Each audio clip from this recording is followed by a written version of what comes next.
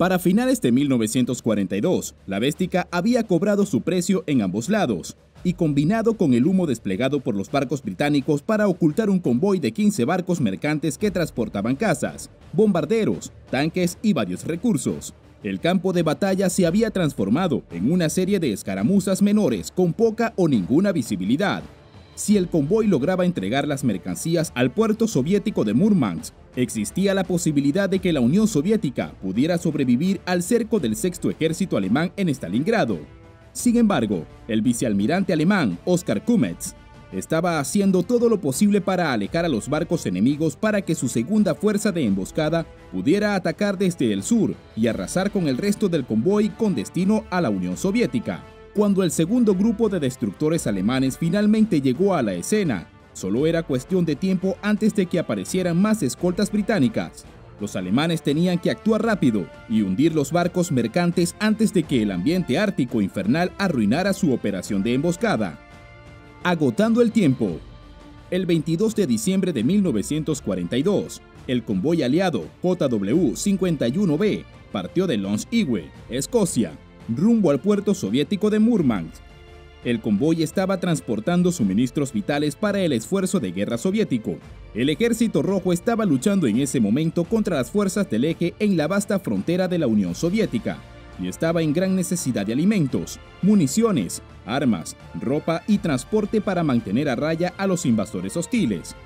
Sin embargo, el tiempo se estaba agotando para las fuerzas soviéticas y sus fuerzas armadas numéricamente superiores no podrían resistir mucho más tiempo.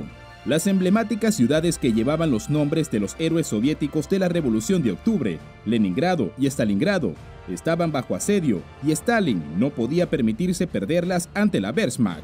El convoy JW-51B estaba compuesto por 15 barcos de transporte que llevaban más de 80 cazas, 30 bombarderos, 200 vehículos blindados, la mayoría de ellos tanques, más de 24.000 toneladas de combustible y 55.000 toneladas de todo tipo de suministros. Sin embargo, llegar sanos y salvos a través del Ártico no era tarea fácil, ya que los submarinos alemanes que operaban en manadas de lobos dificultaban que los convoyes sobrevivieran al arduo y peligroso viaje. Más importante aún, otros barcos de superficie alemanes estaban constantemente buscando presas fáciles, y aunque la Kriegsmarine se había vuelto más cautelosa después de la pérdida del acorazado Bismarck, la flota de superficie todavía representaba una amenaza. Escolta de la Marina Real. Esperando no sufrir otra pérdida tan devastadora como el ataque al convoy PQ-17 a principios de año, la Marina Real Británica reunió una formidable escolta para el convoy JW-51B. El grupo de escolta estaba liderado por el capitán Robert Sherbrooke y estaba compuesto por 6 destructores, 2 cruceros ligeros, 2 corbetas, 2 arrastreros y un dragaminas. Los destructores acompañantes eran el HMS Achates, Oribi, Orwell, Obedient, Obdurate y el buque insignia Onslow. A ellos se unieron las corbetas de clase Flowers, HMS Rhododendron y Hyderabad, los arrastreros Bisalma y Northern Herm y el dragaminas HMS Bramble. Además de contar con los barcos de guerra británicos, el convoy JW-51B se beneficiaría de la noche polar, ya que había zarpado durante el invierno. Esto ayudaría a ocultar los barcos, pero también trabaja en contra de los británicos. Aún así, el viaje a la Unión Soviética tuvo un comienzo difícil. El convoy fue golpeado por una tormenta significativa el 28 de diciembre, casi una semana después del viaje. Vientos furiosos dispersaron los barcos, perdiéndose en los oscuros mares y rompiendo la formación. La caída de la noche y las ventiscas resultaron en poca o ninguna visibilidad, complicando aún más la reagrupación. Pero gracias al radar y los esfuerzos de dragaminas Bramble, al ir tras los rezagados, el convoy tomó forma nuevamente. Para cuando el convoy se reunió, el capitán Roberto Sherbrooke se había dado cuenta de que la tormenta los había empujado más al sur y más cerca de los alemanes estacionados en Altenford. El capitán también fue informado por la Almirantazgo de que se había detectado un nivel inusual de radioactividad alemana a lo largo de la costa noruega. Temiendo un ataque inminente, Sherbrooke ordenó a los barcos de escolta que estuvieran alerta y atentos a cualquier cosa inusual que apareciera en el horizonte.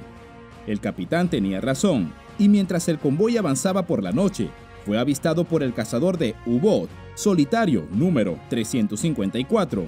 El destino de la Unión Soviética ahora dependía únicamente de lo que sucedería a continuación. Operación Arcoíris.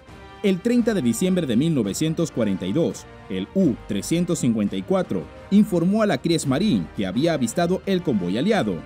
Así, la Marina alemana comenzó los preparativos para la Operación Regenbogen, casi de inmediato. El plan pedía una emboscada única en su tipo, en la que cada barco capital alemán disponible en Noruega sería enviado para atacar el convoy aliado con destino a la Unión Soviética. El vicealmirante Oscar Kummet reunió las fuerzas en Altafjord y partió tan pronto como pudo. Estas incluían al crucero pesado Admiral Hyper, al acorazado de bolsillo Lützow, con sus poderosos cañones de 11 pulgadas, y una escolta de 6 destructores, Friedrich Ecole, Richard Bexen, Theodor Riedel, Z-29, Z-30 y Z-31. La estrategia prevista por Kummet era ambiciosa. Los barcos alemanes saldrían juntos desde el norte de Noruega y luego se dividirían en dos grupos iguales para emboscar al convoy británico. El grupo del almirante Hyper atacaría primero desde el norte para atraer a los barcos de escolta de la Royal Navy y distraerlos, pero dejaría a los barcos mercantes vulnerables a un ataque desde el sur, el cual el grupo de Lützow destruiría rápidamente los barcos desarmados. El convoy aliado quedaría indefenso y sin salida. Si tenían éxito, la operación compensaría las recientes derrotas en el mar del almirante Raeder, especialmente tras la pérdida del acorazado Bismarck y varios barcos alemanes cruciales. Sin embargo, el plan era audaz y podría salir mal de muchas maneras, lo que preocupaba mucho al Führer. Adolf Hitler simplemente no estaba dispuesto a arriesgar al almirante Hyper y a Lützow. Así, antes de partir de la base, Kummet recibió un mensaje que decía: procedimiento al encontrarse con el enemigo, evitar una fuerza superior, de lo contrario, destruir según la situación táctica. Haciendo contacto. Aproximadamente a las 8:30 de la mañana, en la víspera de Año Nuevo, los vigías de la corbeta Hyderabad de la Royal Navy avistaron los barcos no identificados en el horizonte. La visibilidad aún era baja, con una constante caída de nieve, y no se pudieron identificar correctamente. La tripulación asumió que probablemente eran barcos soviéticos amigos que se acercaban para escoltarlos. Unos 10 minutos después, el destructor Obdurate vio a un tercer destructor unirse a los otros dos, y alrededor de las 9:30 am, el Obdurate se dirigió directamente hacia los barcos después de que no se identificaran. En medio de la nevada, Obdurate envió un desafío con su lámpara para confirmar si los barcos eran, de hecho, soviéticos. La respuesta no fue la esperada. La quietud de la noche fue interrumpida por el destello de disparos. Los tres destructores alemanes, Friedrich, Ecole, Richard Bexen y Z-29, abrieron fuego. La escolta del capitán Sherbrooke inmediatamente entró en modo de combate y comenzó a establecer una cortina de humo para ocultar los movimientos de los barcos mercantes. Mientras tanto, los destructores británicos comenzaron a intercambiar disparos con sus cañones de 4,7 pulgadas contra sus tres homólogos alemanes. Pronto, el admiral Hyper apareció en el horizonte y se lanzó directamente a la refriega con sus 4 torretas gemelas de cañones de 8 pulgadas. El buque insignia Oslo casi colisiona con el Hyper debido a la pobre visibilidad provocada por el humo y la nieve. Aún así, Sherbrooke avanzó y entró en combate sin temor. Después de dañar gravemente a uno de los destructores británicos, Kummet centró los cañones del Hyper en el HMS Oslo. Los barcos británicos estaban abrumados y retrocedieron y realizaron simulacros de torpedos para forzar al Hyper a mantener su distancia. El truco funcionó, y Kummet y su tripulación dispararon a ciegas bajo la nieve y el humo. El admiral Hyper luego logró asestar varios golpes en el Achates, con uno de ellos golpeando el puente del barco y derribando a la mayoría de la tripulación de mando. Sin embargo, los supervivientes continuaron estableciendo la cortina de humo hasta que el barco volcó.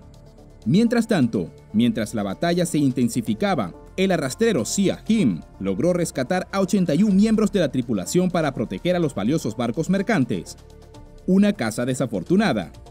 Durante la segunda ronda del almirante Hyper golpeó al HMS Oslo 4 veces. La metralla llegó al puente y dejó al capitán Sherbrooke gravemente herido. Sin embargo, el barco y su capitán siguieron luchando. Pero justo cuando el HMS Orwell estaba a punto de enfrentarse al acorazado de bolsillo, los cruceros Sheffield, y Jamaica se unieron a la lucha para igualar las cosas. Los destructores eran parte de la Fuerza R, una flota posicionada cerca para apoyar al convoy en caso de que fuera atacado.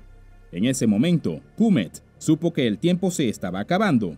El grupo Lukso finalmente llegó para unirse a la lucha y se produjo un breve enfrentamiento. Sin embargo, los alemanes no lograron identificar sus objetivos.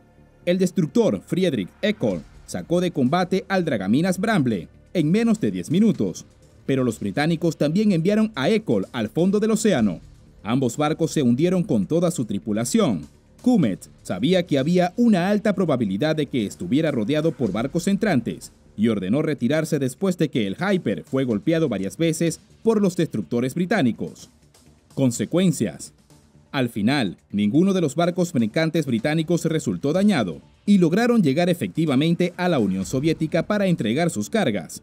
Mientras tanto, Hitler estaba furioso por el fracaso y culpó al almirante Raeder, ordenándole que desguazara los 13 buques capitales de la Kriegsmarine. Raeder optó por renunciar en lugar de seguir la orden, lo que llevó al nombramiento del almirante Karl Donitz como nuevo jefe de la Marina alemana.